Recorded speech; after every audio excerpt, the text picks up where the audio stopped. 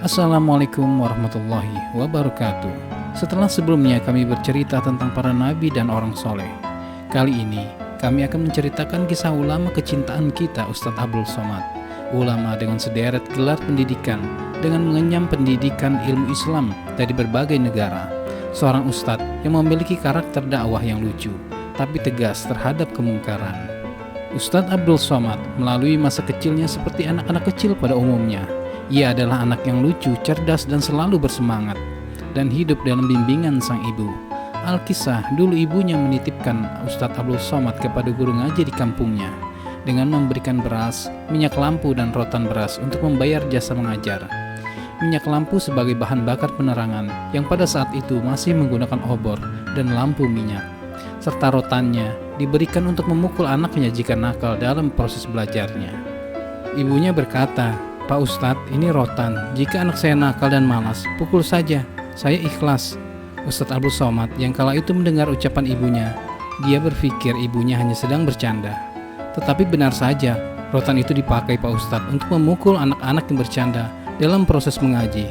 Termasuk Abdul Somad pun tak luput dari sabetan rotan tersebut.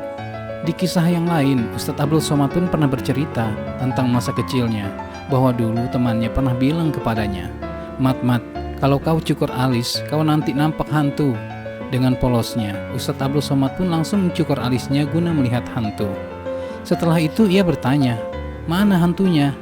Temannya langsung memberikan cermin sambil tertawa kencang dan berkata, "Kau lihat ke dalam cermin itu, itulah hantunya."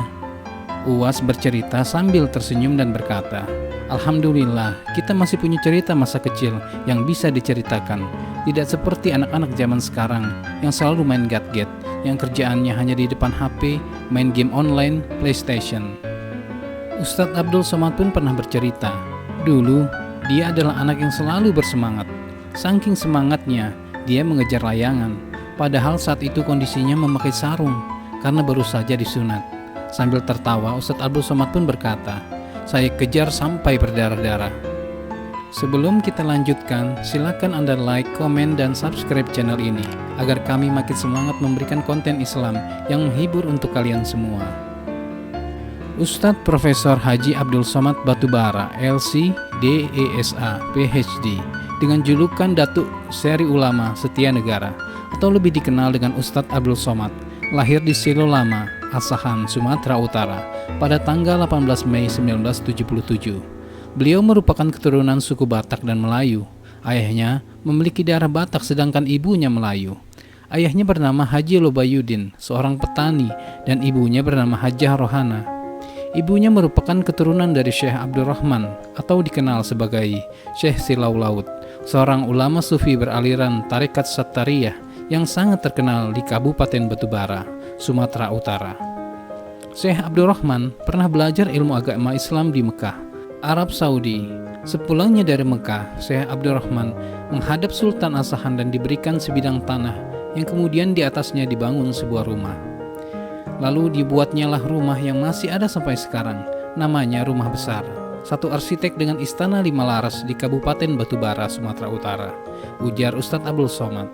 Di tempat itulah Syekh Abdurrahman membangun biduk rumah tangga hingga turun-temurun sampai ke generasi Ustadz Abdul Somad. Dan pada masa kecil Uwas, kakeknya ini meminta pada ibundanya agar menyerahkan Uwas untuk berjuang di jalan Allah.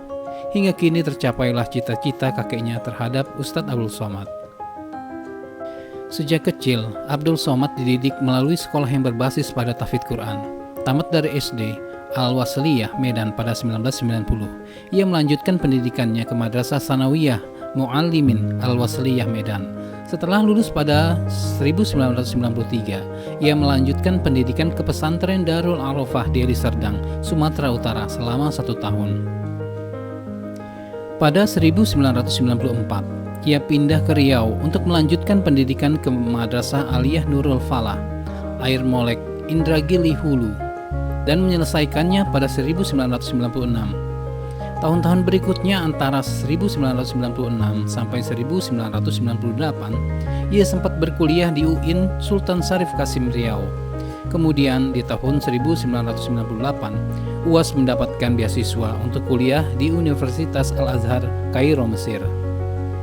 UAS dan 99 lainnya berhasil menyingkirkan 900 peserta yang ikut seleksi. Selama 3 tahun 10 bulan, beliau menyelesaikan kuliahnya dan meraih gelar S1.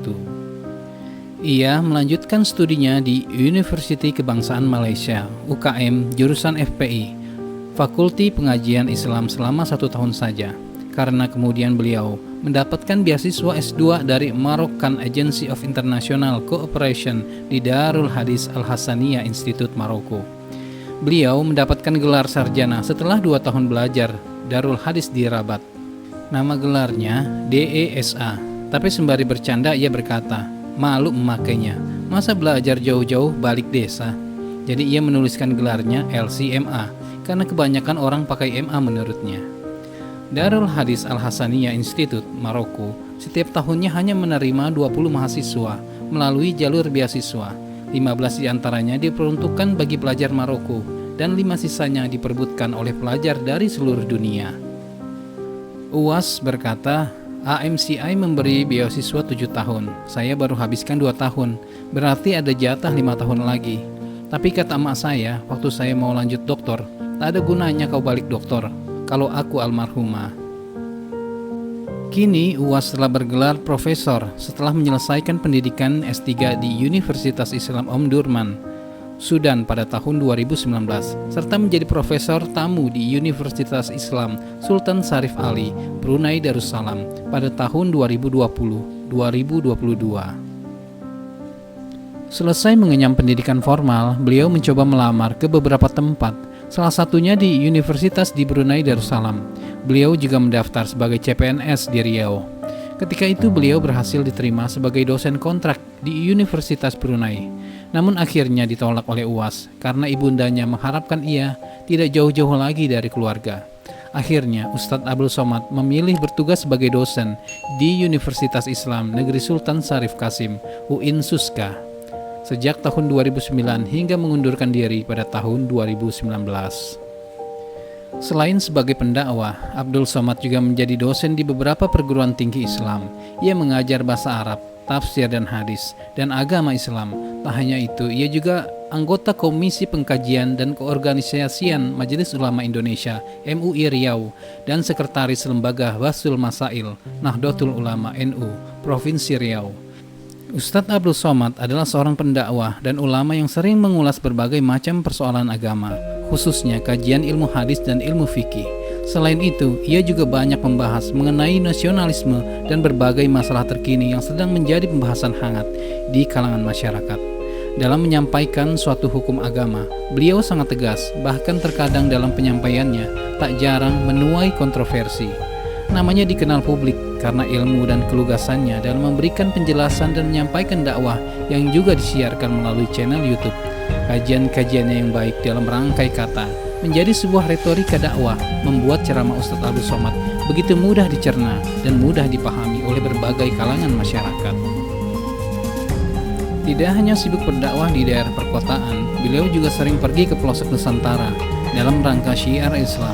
Sifatnya yang tawadu menjadikannya diterima di kalangan masyarakat manapun, mulai dari para pejabat, selebritis, masyarakat kota, bahkan penduduk desa terpencil pun mengenal dan mencintai beliau. UAS juga dikenal sebagai sosok yang sangat mencintai ibundanya. Hal ini terlihat dalam beberapa keputusan dalam kehidupannya yang menuruti nasihat sang ibu.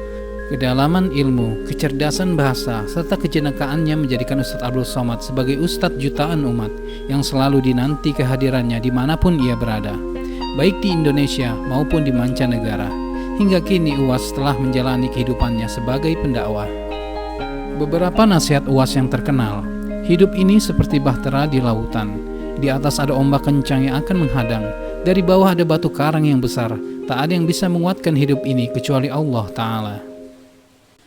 Keberanian tidak mempercepat kematian, dan ketakutan tak dapat mengelakkan dari kematian. Kita pasti mati, tapi mati dalam keadaan apa? Pilihan ada di tangan kita. Berkawan karena harta, harta akan binasa. Berkawan karena kuasa, kuasa tak akan lama, paling 5 tahun kalau tak ditangkap KPK.